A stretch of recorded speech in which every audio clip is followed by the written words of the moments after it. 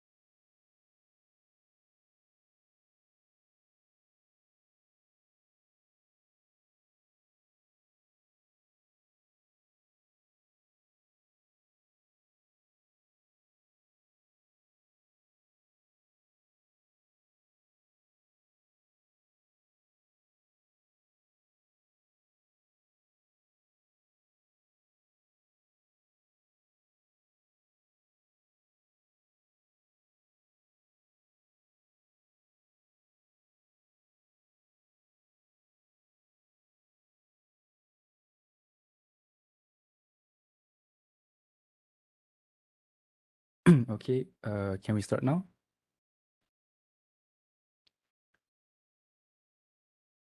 Yeah, I'm ready. All right. So, Assalamualaikum and welcome everyone to today's Industrial Talk. Hopefully everyone is in good health and has had a good day so far. My name is Mikhel Adam and I'll be the moderator for this webinar session. So first of all, we would like to thank Dr. Sarina for giving us the opportunity to host this webinar session. We would also like to give our sincere gratitude and thanks to our guest speaker, Mr. Prasad, for accepting our offer and making the time to conduct this webinar. And of course, thank you everyone else for taking out your valuable time to participate in this webinar session. Oh, sorry. A friendly reminder to all participants, please do mute your microphones to help ease today's talk. However, if you do have any questions related to the talk, you may drop them in the chat box and we'll try our best to answer them during the Q&A session. Also, the attendance will be provided at the end of the talk, so don't forget to fill it out. Okay, now, the title for today's talk is Why University Students Should Be Involved in Entrepreneurship. I'm sure there are many of us who have asked that same question to themselves, but never got around to getting an answer. So to help answer that question, we've invited our guest speaker, Mr. Prasad, who himself is a third-year student studying electronics engineering in GTM, and at the same time an entrepreneur, being the founder and CEO of the company DISPAR Technologies. And with that being said, I would like to give a warm welcome to our guest speaker, Mr. Prasad. Hi, Mr. Prasad. How are you doing today? Hi, Mikhel. I'm doing great. So how are you guys? And thanks for attending the webinar for today to all the participants, and also thanks to the organizers for organizing such an great webinar for me to share uh, some stuff tonight. So without further ado, shall we start? Right, sure, go ahead. The floor is All right. yours. All right. So I hope you are seeing my screen. And so my name is Sri Prasad, Analaki Sri Ganesan, and third year student, as Mikhel said, and currently the CEO of DISPAR Technologies. All right. The topic for today is why university students should involve in entrepreneurship. Okay, why is it important for you guys and why is it important for us to know this? Because as we know, the routine of a university student goes like we come on first year, second year, third year, and also fourth year. We finish our fourth year and then enter our working life. Uh, maybe maybe most of us in UTM, we came, we took the course that we liked, but some of us we don't even have an idea of what we are doing in that specific course, and we wonder what to do after our fourth year, right? So some people tend to go for job that they didn't really like just for their money and to handle their lifestyle because that's how the rat race goes. Okay, what if we we go into entrepreneurship or we enter into business? So that's what I'm going to share about my experience and also how um, I'm not a big businessman as other people, but I can share what is the specific or the important tool needed for you guys to start. Okay, first of all, my journey started back in 2017 in UTM KL when I was studying for diploma. Back then, I was a member of Research and Innovation Club, which is a robotic club basically, back in UTM KL. And in 2018, I was, uh, they made me as the president of Research and Innovation Club, where we did a lot of programs both in KL and all over Malaysia, such as Penang, Johor, and Pantai Timur, and also in KL itself. And then in 2020, right after my diploma, that's where we started DISPAR Technologies, and I was the founder, and we have a team together. Okay, so about our company, we are called at DISPAR Technologies. All right, so we started in June 2020, mid-pandemic. That's when the first phase of the pandemic started, and that's when we started because we didn't want to delay further. Because if we want to wait for the pandemic to end, even until now, we wouldn't have started. So that's when we thought that we should just go in. So the services that we provide is web designing service, 3D printing service, robotics consultancy, logo designing, and also customizable merchandise. Okay, some of you might not know what is 3D printing, right? So it's basically the stuff that you can see here. All these figurines are basically 3D printed.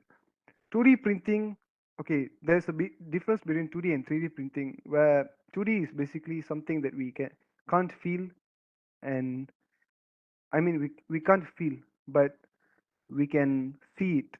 While 3D, we can literally feel it in our hands. So it's like printing a model and stuff. Okay, we have our Shopee store where we provide all the services over there through our e-commerce platform. And then here's our website.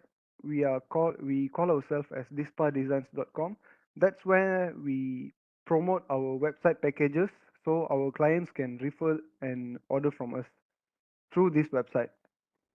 Okay, let's watch an introduction video on what we do.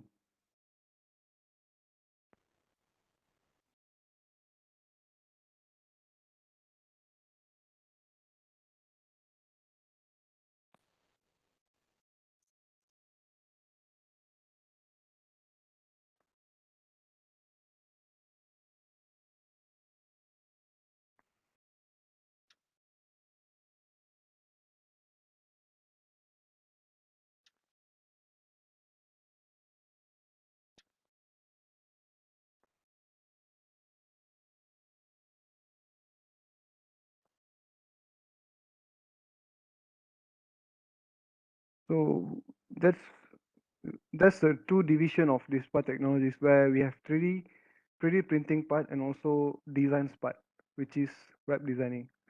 Okay, let's move to our main topic for today.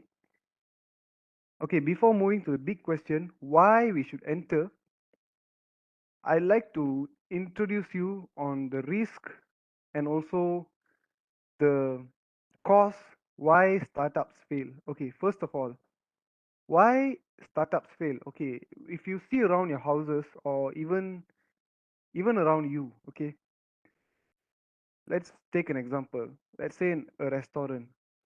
A restaurant, they open a new restaurant around your house, and then in 2 months they close down. There are a lot of factors for that. There's a lot of causes, reasons, and stuff. So first thing is they might be running out of cash or they fail to raise new capital. So that's why they fail. And then no market need. For example, imagine mm, what do we say? Let's say a Starbucks. Starbucks in a village. Let's say in a kampong, there is a Starbucks. Okay, as you can see, in kampongs, there's majority of them are old people, right? Old people will be staying there as a retirement plan or stuff. So, do you think Starbucks will be still running over there? It will only run when there is festive season like Hari Raya or Chinese New Year and stuff because that's when their kids come down to the village and then they can go to Starbucks. So that's why if you see around, there will be no Starbucks in rural areas because they know their target market is not there, not in the village, it's in the city. So that is one of the reasons. I'll tell about that even more later on. And all these points can be noted. Got outcompeted due to high competition. Let's say there is 10 stalls of nasi lemak stall. Let's say in front of your house. Let's say as an example. And then you are opening another stall of nasi lemak as the 11th stall. So do you think you can still survive there? I don't think so. So that's how this thing works. And then flawed business model. First of all, we need to have a business model on what we are going to do. If that is not clear, the startup is going to fail. Okay. Then regulatory and legal challenges. Let's say you sell cigarettes illegally. So that is a failure for you. And then pricing and cost issues. Um, where this can affect is when, let's say, you put in 5 ringgit for each packet of food. Let's say you're opening a food stall, and then your cost of making that food for one package is RM5, and you're selling it for 550. So your profit is only 50 cents. The profit margin is too low, right? So is there a profit for you, a real profit that you call as a profit? No. So that's another issue. So you don't have a right team. Let's say your partner has backstabbed you and they went away. So that's another problem. Product is mistimed. Let's say you have a very outdated product releasing um, in current time. So these are the reasons. And also it's a pro product, disharmony among team or investors. Let's say you fight among your friends, among your team. So that can be a factor also. Then pivot gone bad. Okay, what is pivot? Pivot is basically, let's say you are running a nasi lemak stall and then you know your nasi lemak is not selling well. Instead, you are trying to go into another food stall plan. Let's say instead of nasi lemak, you're going to sell mihun. So is it a really good idea to pivot like that? Pivot is basically pivoting your business into another sector or another product. So that should be a factor also. And like burnt out, lack of passion, like you are too tired doing it. So that is one of the reasons. And then, um, but the main reasons are up here: market need, cash, and over competition. So these three are the main factors. And okay, by the way, sorry. Ideas are cheap and easy. Anyone can have any ideas. Like, let's say, all the participants here, I'm very sure all of you have at least one idea, business idea to do. But the thing is, why people succeed or fail is because of the execution. Let's say we have plan in our head for months become years and stuff. So just by having ideas, you can't succeed as an entrepreneur. So what you need is execution, and implementation is everything to make your startup run. Okay, first of all, what is the challenge for a startup? Let's say you are starting up a company, and let, as a startup, your direct competitor or basically generally competitors are also other startups that doing same business model as you, and also corporate companies. Corporate companies are too big, and you can never outperform them because their budgeting and the capital involved, the money involved is so big for corporate companies. So this is where they can outperform us. So that's a challenge. Then, um, related to my first point, second point is limited fund to run the company. As you can see for a startup, sorry for that. Okay, as you can see for a startup, you can't just put in 100K just like that. You need to get a loan or get grant from many places for you to start an idea. Let's say, let's take Grab for example. How they did was they they pitched to a company. I mean, they pitched to a venture capitalist, and the venture capitalist put in 15 billion as their initial startup budget. So that's how they could be a. I mean, they could grow so fast because they had big uh, fund. So that's how you can outperform others.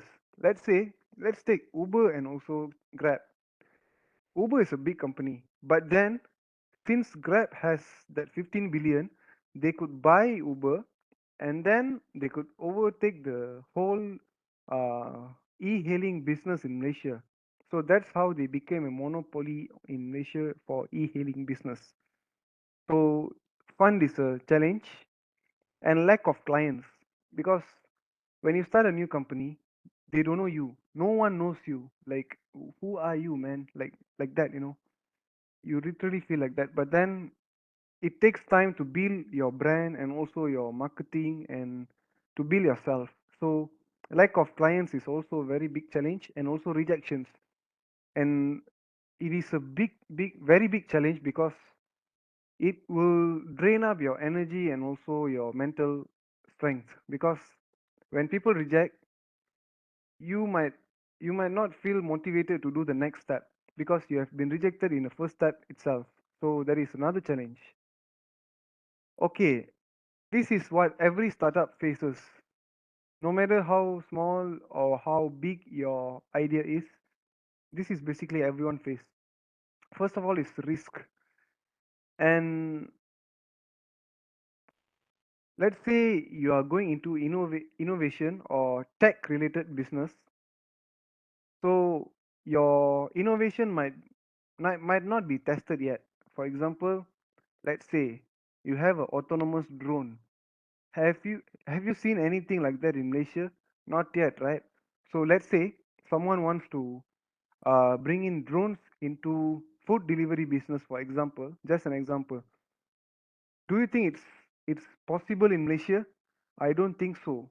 Not yet, because the time is too early, because the market validation is not there yet.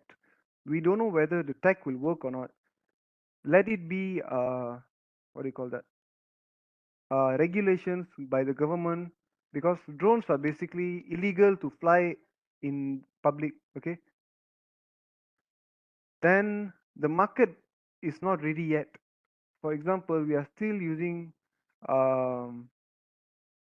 we are still using what do you call that? bikes and also cars for delivery. So mm, this is where we haven't reached that mark yet. For example, in US, let's say drone deliveries, right? In US, everyone knows Silicon Valley, right?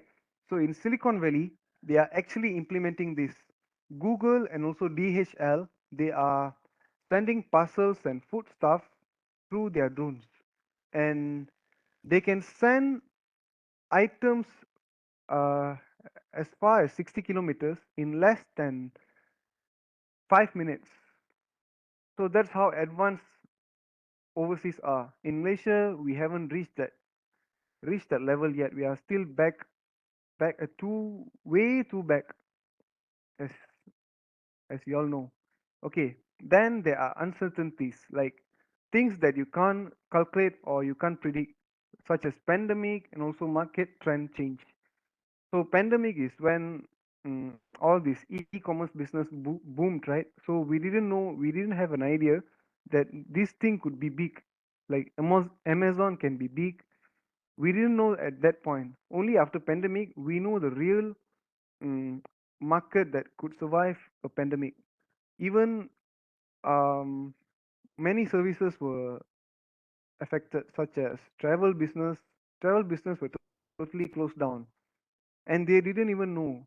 Some people invested right in February 2020. They started their travel company right in February 2020, so they didn't know if there will be a pandemic. And market trend change. So all is about timing, right? Let's say at that specific time your product has no market value, so that's when you need to think about pivoting your business into other stuff, other product. So that's when this is what startups faces. Okay, how do you start now? Let's say you want to open a company. So it is also very easy and also challenging. We have both points together. So first of all, we can get an idea of your business model and plan strategies to execute. So you can get an idea of what you're gonna do. What you're gonna do. Okay, if you Google, let's take down this point. Google about business model canvas. So Google this stuff later on. Don't do it now. Google about this, and then those are the stuff. There will be 9 points, such as what are you gonna do, how much money you're gonna put in, who are your target customers, um, is the market validated yet, all this stuff. There's nine of it. So get an idea of what you're gonna do and plan other strategies also, which I will explain it later on. And second step is to gather a trustworthy team who believes in your vision. Okay, you have your vision, right? Your idea, your dream and stuff. So having a team who has the same mindset is very important for you to run any business. Let it be a nasi lemak shop or let it be a high tech, let's say some tech related company. Whatever it is, you need a perfect team who is who has the same ideas and same vision as you have. Let's say you have a very lazy guy in your team. It is fine to have a lazy guy, but he must have good ideas and mindset. As long as that is there, you're good to go. Okay. Third is register your company legally. Uh, in Malaysia, we have SSM, Suruhanjaya Syarikat Malaysia. So it only takes 10 minutes, right? In I mean, currently, because last time we need to go to their branch and wait for hours for register, and now it is online. So you can go to just Google about SSM, how to register in inside a SSM. But before registering, make sure your step one is ready because step three requires all this. So after step three, after all the legal process and making your bank account, and that is also important, bank account, because that's when people can transfer or pay you, your clients can pay you through your official bank account. And number four is execution. As I said, number one is all about ideas, step one, and step four is all about executions. So execute whatever strategies you have and promote your business. Get feedback from clients is also important because once we do something, we don't know that we are doing it right or wrong, and if the market is validated or not. So only by getting feedback from clients, you know what your clients need. Like, is the client satisfaction is there or not, or is it 50-50? So that's where you adjust your strategies, and then once you get your feedback, you can improve your customer service, and then you repeat that frequently, and you can be a good entrepreneur. Okay, now we have mm, risks. So there are two type of risk.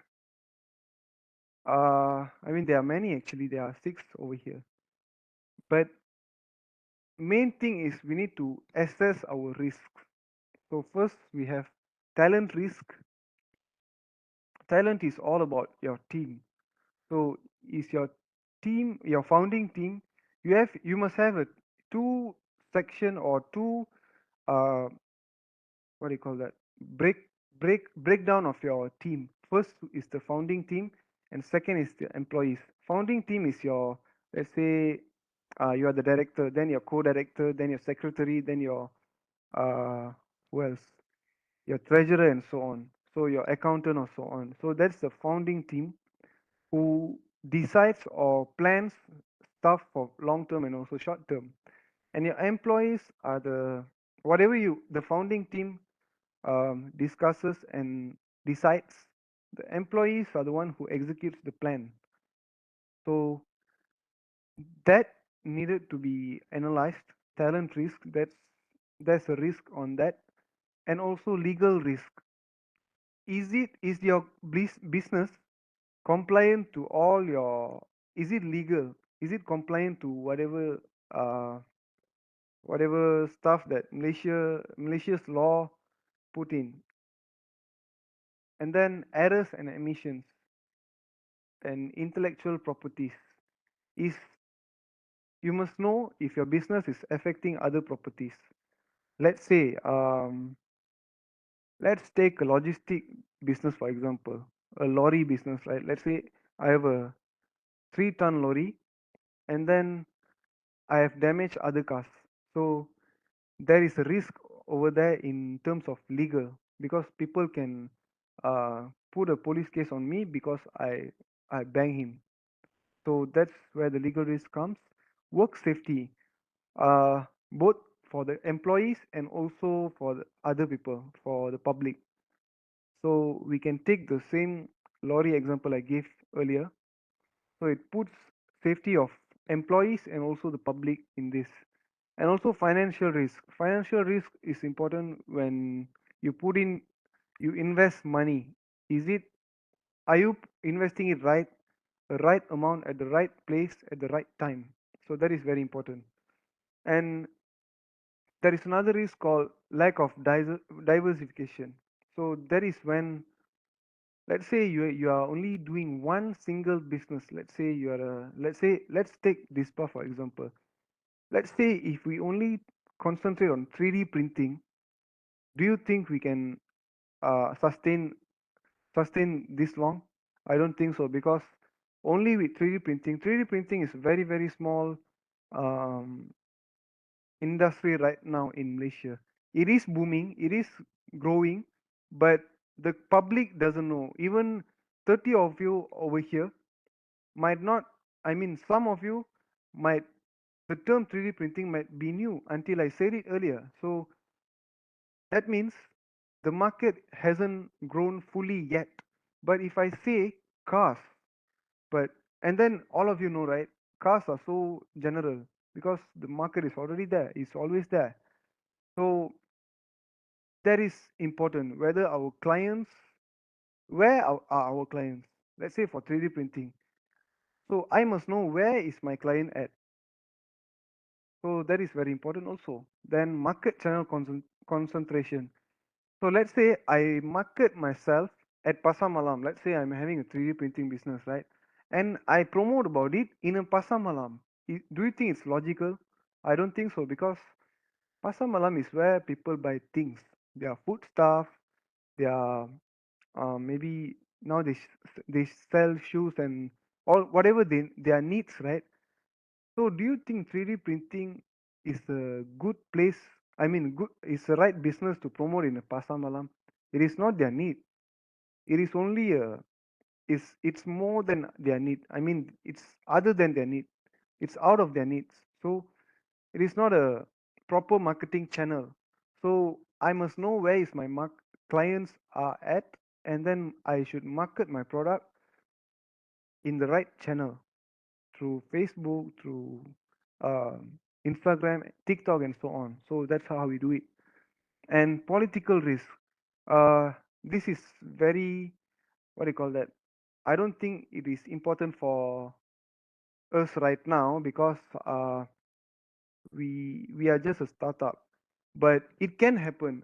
It won't happen frequently, but it might happen also, because there might be intervention of politicians or stuff like this. So these are the risks that people really experience for startup. And then managing uncertainties. So before starting up any business, make sure there is certainty in your personal life. Don't mix your personal life with your business life. Let's say you're having a heartbreak or something.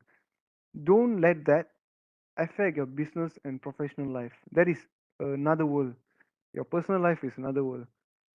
No matter how low are you, no matter how bad you are beaten in your personal life, your your professional or business life, you should still carry on, because it's not about the business is not about you. It's all about your idea and the people that who are trusting you. Okay, let's say I'm having a bad time. Let's say just for example, I'm having a bad time with maybe someone, and then suddenly I feel very low, but then I still need to move on. I mean, I still need to carry on with whatever I'm doing right now, because my team, my whatever my idea is, that is more important. There is a team who trusts me and my idea, so you can't leave them like that. You need to you need to be really, how to say, you need to be focused, and so you need to be so professional in what do you call that, differentiating these two worlds. You need to balance both. Okay, then the second point, take a step back and look at the direction rather than individual steps. Okay, let's take an example. Everyone has gone to Batu Caves, right? So if you if you see there's a lot of steps, if you take individual step without looking at where you're going, you will never know where you're actually going until you turn your head up and see where you are going, right? So, or even let's take a jogging. Let's say you're jogging in your taman, right, in your residential area. If you're just running without a proper direction, just by taking steps, random steps in a random turns and stuff, do you think there will be a proper tracking of your healthy lifestyle? I don't think so, because you need to see how many kilometers you are running in the specific day. Is your pace maintained, and is your pace improving by time? So all these uh, measurements has to be taken, right, so that you know that you are improving. So same goes to business. We need to zoom out and look if we are going at the right direction. Let's say for the next 6 months you set a goal. Let's say your goal is, let's use money, let's say 10,000. Let's take 10,000 as your goal in the next 6 months for your business. So you have put in your strategies and you are executing it. And then always take a zoom out always zoom out and see whether it's the direction is still there or have you pivoted a bit. If you're pivoting, come back to the real direction, real strategies, and move to the right direction. And then the third one is very important. Ask an experienced advisor. If if you can, it is better to have a personal, what do you call that, coach or something. It is very important also. But if you can't, always ask some experienced business people, because in in having a startup, we don't know if you are doing it right. So all we have to do is learn, unlearn, and also relearn. We need to relearn whatever we learned. So maybe it it might not be a powerful business coach, but also can be a YouTube videos. You can always watch YouTube videos and learn whatever we want. And also the fourth is the most best teacher, the best teacher, sorry for that. Ask your customers and review the data. Okay, let's say, let's take our Shopee for example. I will We will be seeing at the reviews, is the customers are satisfied? Are the customers satisfied? Are they leaving a bad review or are they leaving a good review? If they leaving a good review, we will maintain that standard and improvise it. And sometimes, let's say they leave a bad review, we will analyze what is the problem we did. Maybe it might be a mistake from our side, or it might be a mistake from the shipper. I mean, the shipping, whoever that shipped the thing, and we don't know, right? But all you can do is whatever you can control that and improvise on that frequently, so that your customers are satisfied and also they can be a loyal customer. Okay, next is about, we should constantly ask yourself before starting any startup. Ask all these 7 questions. These are the 7 most powerful questions I ask myself before I start up this company. So, what is this venture is all about? So, it comes under your mission and value statement. So, what are you going to do?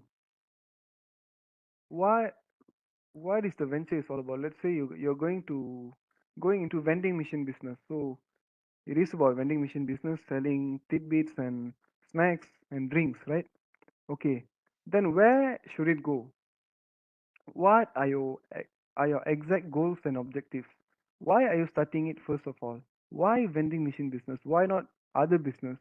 Why not setting up a burger stall? So the goals and objective are important. Once you set up, let's say vending machine is your business plan. So where should it go? Is it focused on making revenues, or is it about growth? Growth means, let's say you are putting in money for one vending machine and your goal is to making multiplying those vending machines into 2 3 and maybe 10 vending machines in 1 year. So that must be clear. And if it's all about getting money, that is also good for you, but the strategy must be there. How are you going to maintain that money with one vending machine? So next is, how will it get there? That is the point that I explained earlier. How are you going to grow? Are you going to use that only use that one machine to make you money, or are you going to reinvest whatever your revenue is into other vending machines and grow it from there for long term? It's your call. And what you need to get there? Let's say your partner. Where are you going to buy a vending machine? Resources. And where are you going to get your supplies?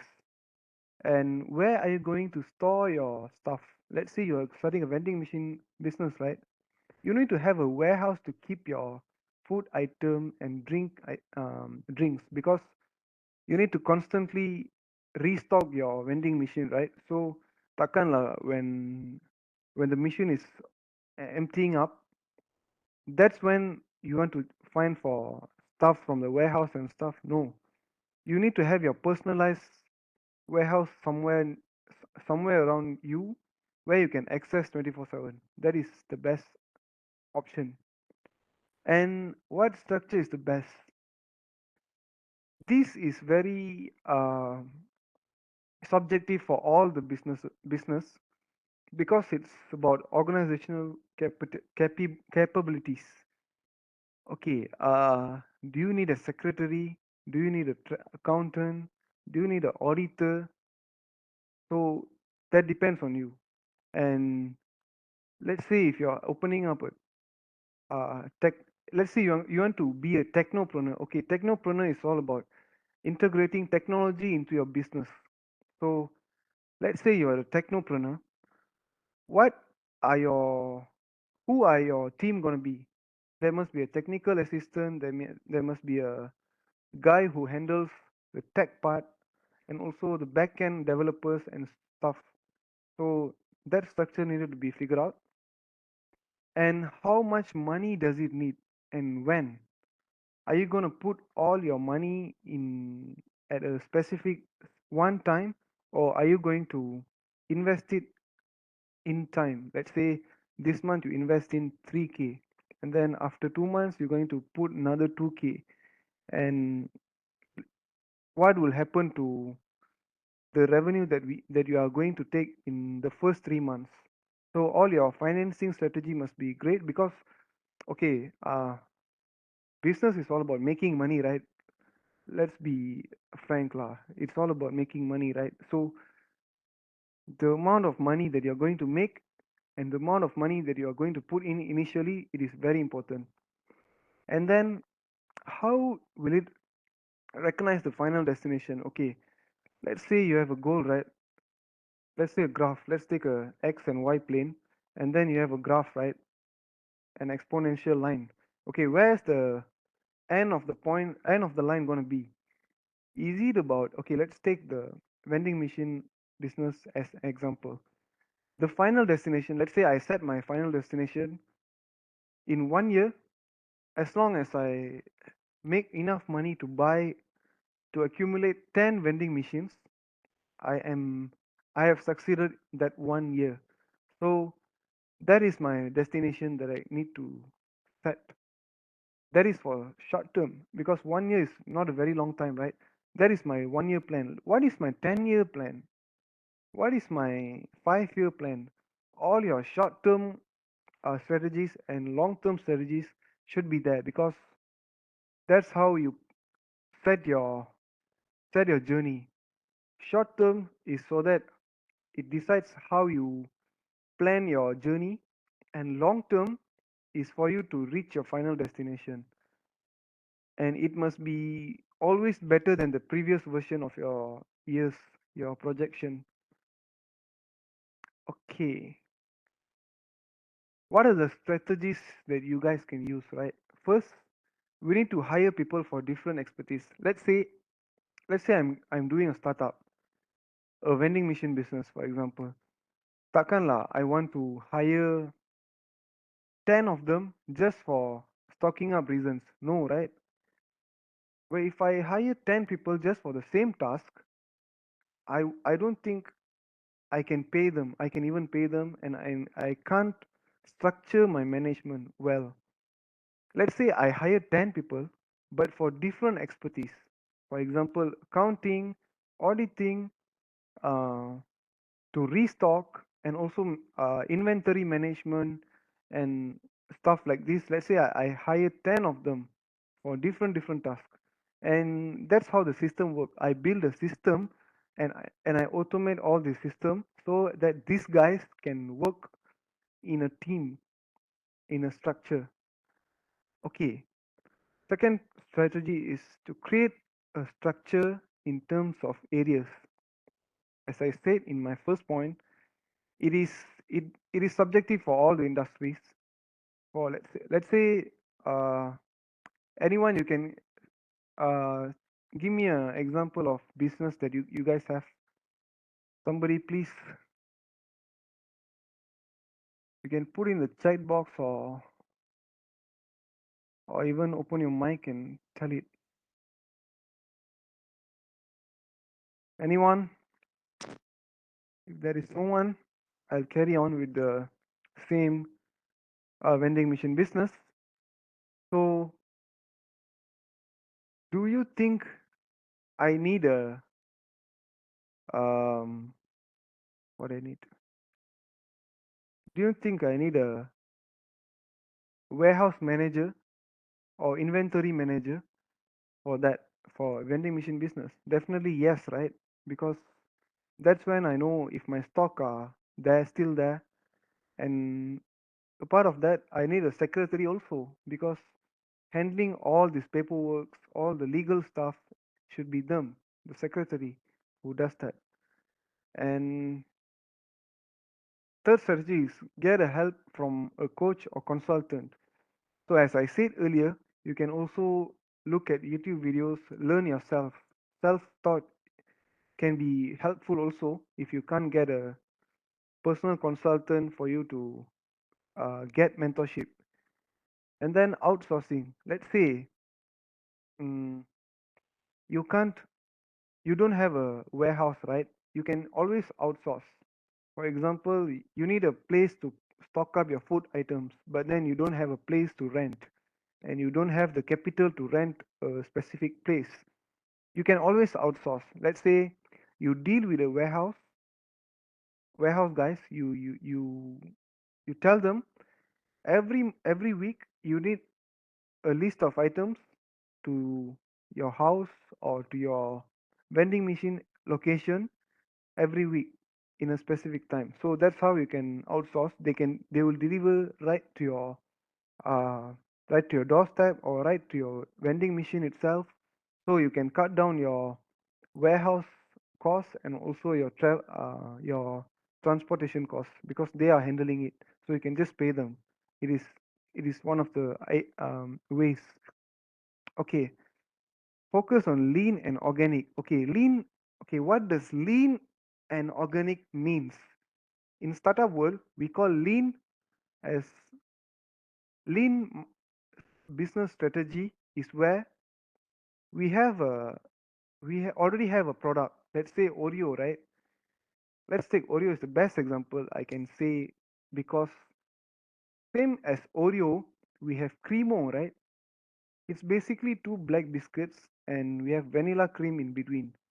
We have seen a lot of stuff like that, right? In the Oreo business, Oreo biscuit, and that is called lean marketing. It is basically using the same product, copying the same product. Copying is uh, not a legally copying is not legally wrong, as long as you uh, as long as you are abide that regulations. It's okay to copy other people's business, because that's how lean marketing works. Same as Uber, there is Grab, there is Maxim. So why these are easier to do? Because they already have their data. For example, uh, let's say Oreo. Everyone loves Oreo, right? There's a very small percentage of people who hate Oreo. So when, let's say, I want to start a Oreo like biscuit, I want to produce Oreo like biscuit, same as Oreos. It has same taste, it has same texture, it has same size. I want to start that. I know definitely that business will succeed, because there are so many lovers for Oreo. So that's how I start a marketing, lean based business, lean marketing based business. Okay, and organic is when we start something really really new. Let's take mm, drones, delivery drones, for example. We don't even have any data. We won't even know if people are ready to accept that technology. We don't know if the government is going to let me to use drones for delivery. So we don't know anything. That is called organic. You are the first one to do. So it depends where you want to go. You can always copy other people's ideas and implement and improvise it. it's not 100% copying. Same like Amazon and Alibaba. Okay, both does e-commerce business, but then both has their upside and downside effects. Like let's take Lazada versus Shopee.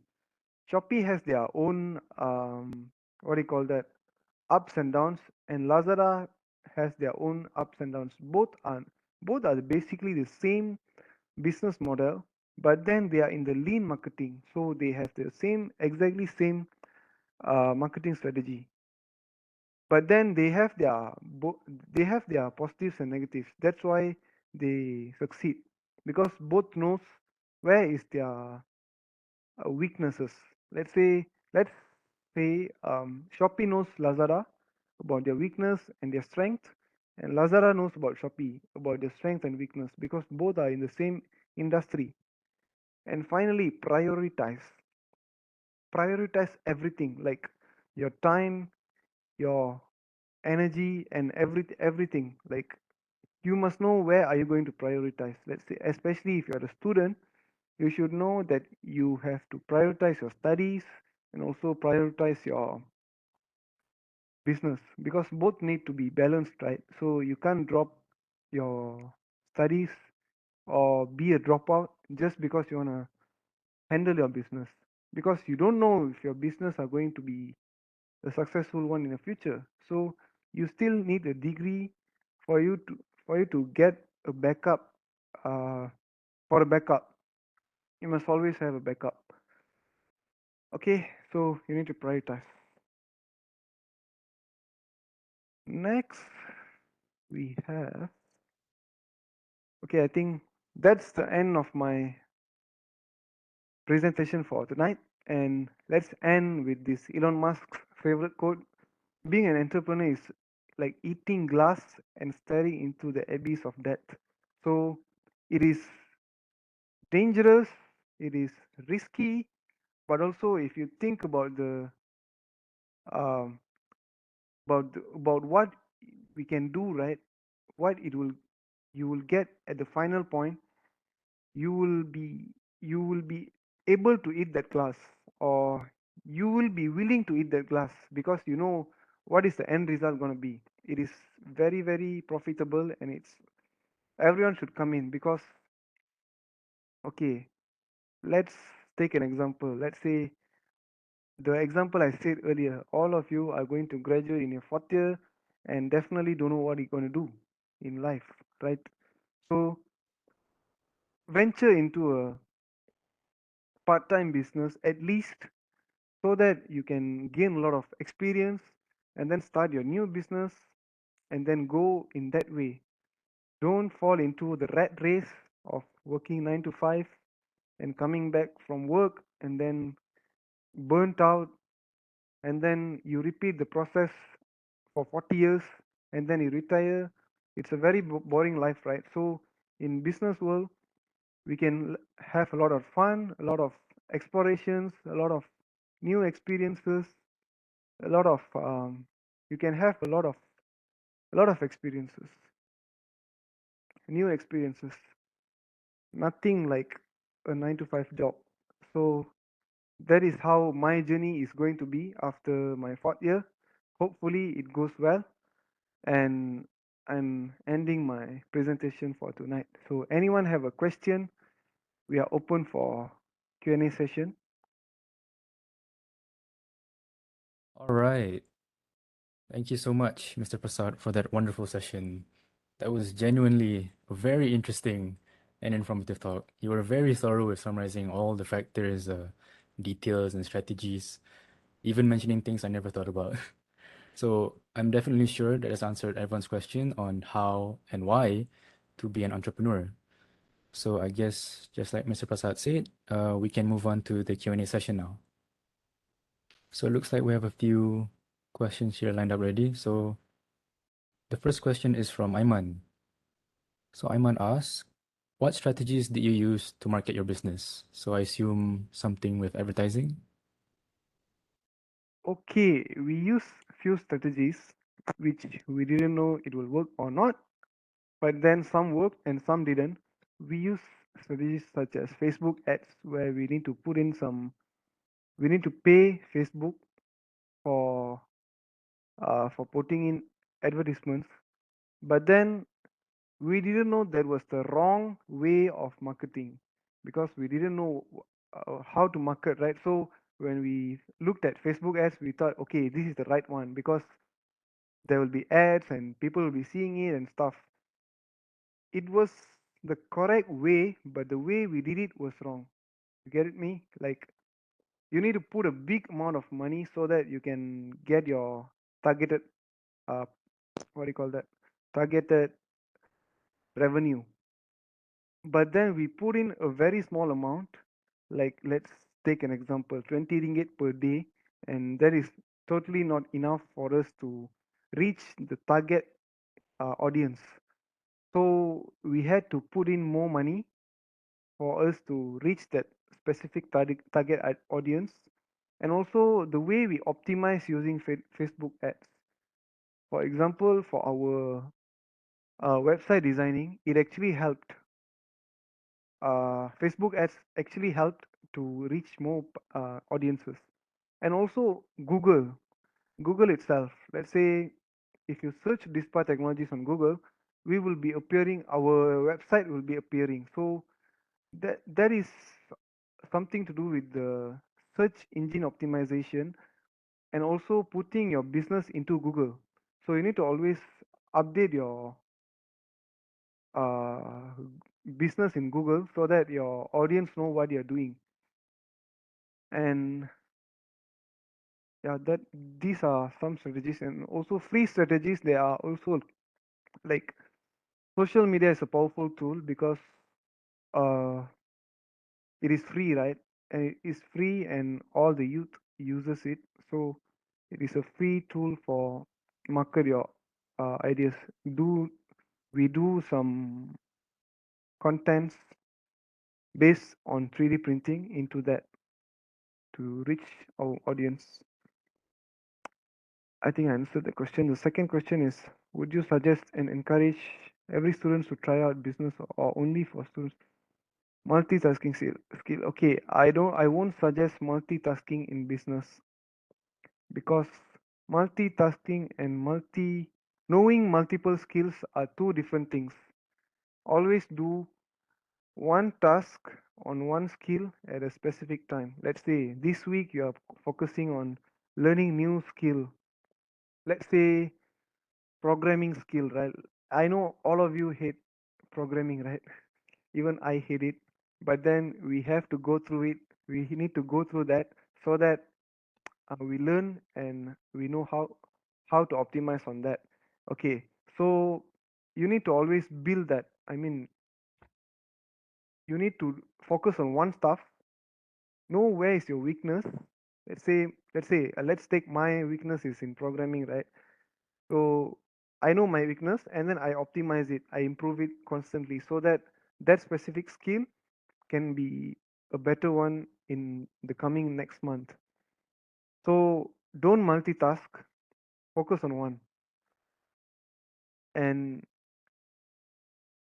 uh, everyone have that's what I believe. Everyone have that skill, focusing on one and optimizing it. Everyone has that. There is no such people who can multitask. They can multitask because they know how to divide their time and divide their task in a specific day. That is why why we call them as multitaskers, right? But actually, they are not multitaskers. They are actually good time managers and good task managers. That is why we call them as multitaskers. But then the reality is everyone can do it. And as you start being an entrepreneur in the university life, how did you divide your time for being a student and an entrepreneur? Okay, I'll give very good example. After our class, what do you guys do? We go to, let's say, all of you on UTM, right? We go to Meranti, minum teh tarik and stuff, right? Even I do that, but then when it comes to the task, I know my daily task. I put in my notes, in my notes on my phone. I put in the specific tasks that I need to do in the specific day. Let's say I have 5 tasks in a day. I'll make sure those tasks are completed. I'll make sure all the tasks have been ticked and cut down. So it is not about dividing time actually, it is all about managing tasks. Divide your tasks. Let's say you are going to do a big project, right? Let's take a big project for example. In for I'll give an example in my experience.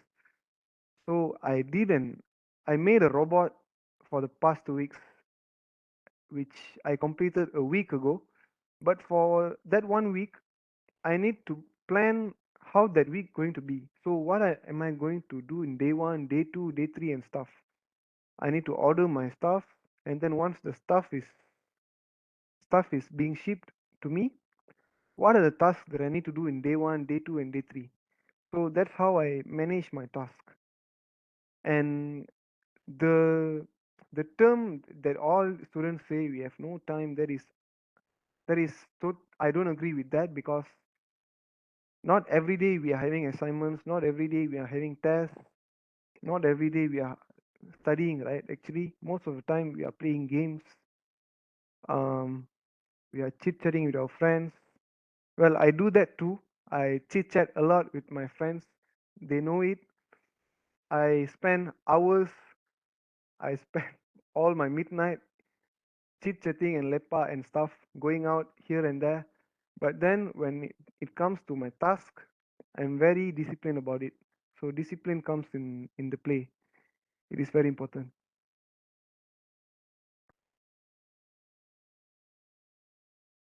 All right, that was very interesting answers. Honestly, personally, you talk like a philosopher, honestly. Everything you say is like something most of us don't really think like that lah, basically. So anyway, I have a question actually. So let me just put it in the chat box. So my question is, as a student and a business owner, has there ever been a time when your business affected your studies or vice versa? If yes, how did you approach the situation? If not, do you have any tips on how to approach a situation like this? Okay, this thing happens always. I'll be having a test at 4 p.m. and also an appointment with someone important in business at 3 p.m. So this thing is always there. Okay, so what I do is that is why I have a team with me. I don't move alone. I have a team, so my partner will be moving around when I'm not there, because currently, let's say tomorrow we have a very important package to deliver, but I'm not there in JB. I'm in KL actually right now. So my partner is there in UTM and he's handling it. So having a very understanding team is very important. That's all my point that I said earlier, right? So this is the real example I'm saying. So it has affected my studies, but not that much. This is the example that I told, like the meeting and the test. So I have to attend the meeting. Me personally have to attend the meeting and also the test. So I will try to adjust between these both timing, because test we can't change anything, right? Because it depends on lecturer. So I'll try to adjust with the client or whoever the person I'm meeting with. So that's how I adjust. Maybe I can meet him after the test, before the test, not during the test, right? So we can always adjust. So it's not scary. It's not, even though it's dangerous, as I said earlier, it's not scary. Sometimes it is scary. You will feel nervous when something is missing or something that you are expecting is not happening at the specific time. All those anxieties comes in, but then it will be worth it. Trust me, it is. You can handle the situation if you divide your task. It is all about the task, not about the time. Uh, I think we can move to the next question. How long actually did it took to make sure that your business to be stable in terms of financial? Okay, we did a very unique strategy on financial because thanks to my team, very understanding team, because we agreed among ourselves to not take any revenues for the first 6 months of our business. So to be honest, I put in only 300 ringgit for my initial investment in my opening my company. That includes opening the SSM, initial investment for materials and stuff, even 3D printers. 3D printers, I didn't own a 3D printer when I started first because we didn't have enough money because the 3D printer cost more than 1000. And for me to get 1000 ringgit personally from my bank, I was a student after diploma and my intern didn't pay me anything. So do you think I had 1000 to buy a 3D printer? I didn't have.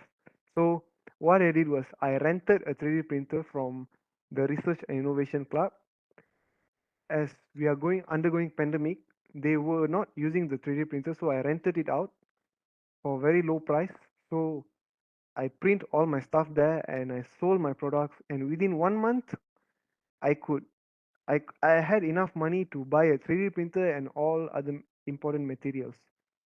So that's how we managed this kind of stuff. And then after the first month, the next few months were a bit hard for us because that's when the marketing strategy comes in. Once those are important because we need money for marketing also. That's when the 20 ringgit Facebook ad story comes in. So we put 20 ringgit for like 3 days, like mana cukup kan. For 3 days, just 20 ringgit, right? It's not, doesn't make sense. We need to put more. So that's when we reinvest everything, whatever we made. And also that's how the whole thing played out. Like we reinvested for the first 6 months, and within 1 year, we had four 3D printers altogether, and then and also other assets like robots and other stuff, a lot of stuff. And then after the 6 months, all of us take revenue for whatever we worked. Like let's say my partner, we have a specific guy just for doing websites. So that guy um, gets his percentage on whatever he does. So let's say I handle robotic stuff. Let's say I do a webinar or Arduino workshop, so I get my share also. So that is how we earn while we reinvest. So this is our strategy. Any more questions? We are open. We are still open for questions. No problem. All right, people, don't be shy. If you have any questions, you may drop them in the chat box. We can wait a bit. No, no one? All right, so I guess there's no more questions then. So in that case, once again, we would like to give a big thank you to Mr. Prasad for willing to spend his valuable time sharing with us his knowledge and experience about being an entrepreneur and a student. I'm sure many of us have learned so much within this little time we've had with you, Mr. Prasad, and hopefully someone in the audience has even gotten the inspiration to start their entrepreneurship journey because of this. So before we end the session, may I ask everyone to turn on their cameras so that we can have a quick photo session? We'd really appreciate your cooperation. Thank you so much, Mr. Prasad, for your willingness to share your experience and your insightful and fruitful sharing with us. And I hope my students will gain a new knowledge regarding how to start their business. And I hope more technopreneurship will be established from our students. Thanks to Miss Sarina for approving me as the speaker for tonight also. You're And thanks welcome. to the whole team for inviting me.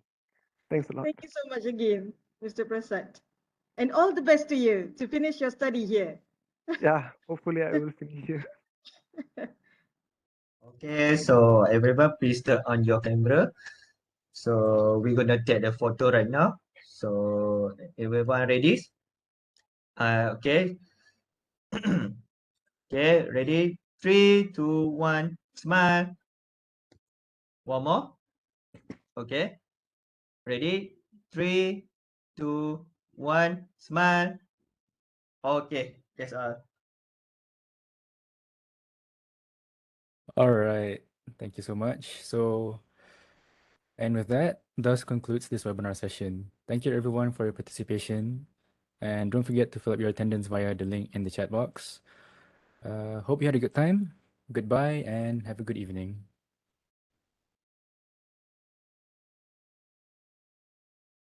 Bye-bye, everyone. Thank you.